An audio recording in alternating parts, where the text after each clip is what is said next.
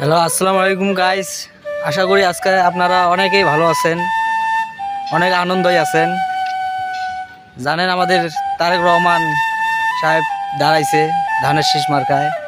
আপনারা অবশ্যই ধানের শীষে ভোট দিয়েছেন, আমি জানি। ধানের শীষের অনেকেই ভালোবাসে, অনেক জনপ্রিয়তা।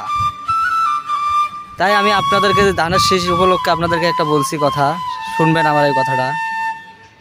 আজ যারা ধানের শীষে ভোট দিছে, আগামীকাল জুম্মা মোবারক, আমি তাদেরকে দুই হাত তুলে দোয়া করব যে আমার ভাইয়েরা, বোনেরা, মায়েরা সবাই ধানের শীষে ভোট দিছে।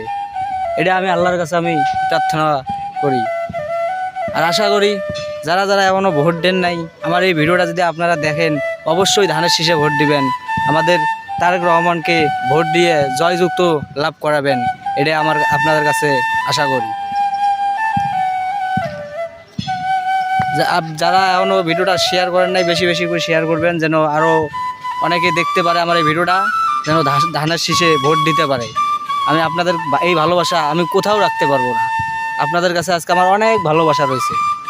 অবশ্যই ভিডিওটা শেয়ার করবেন, আর অন্যদেরকে দেখার চেষ্টা করে দিবেন আমার এই ভিডিওটা যেন দেখে। ধানের শীষে ভোট দিবেন ভাই। ধানের শীষে ভোট দিলে আপনার কপাল খুলবে, আর ধানের শীষে যদি ভোট না দেন, আপনার কপাল কাটা পড়বে। এটাই আমি আপনাদের কাছে চ্যালেঞ্জ করলাম। অতএব আপনারা সবাই ধানের শীষে ভোট দেন, ধানের শীষে জয় করান। জয় করলে তাইলে আপনারা বুঝতে পারবেন যে ধানের শীষ আমাদের জন্য কি করতে পারলো।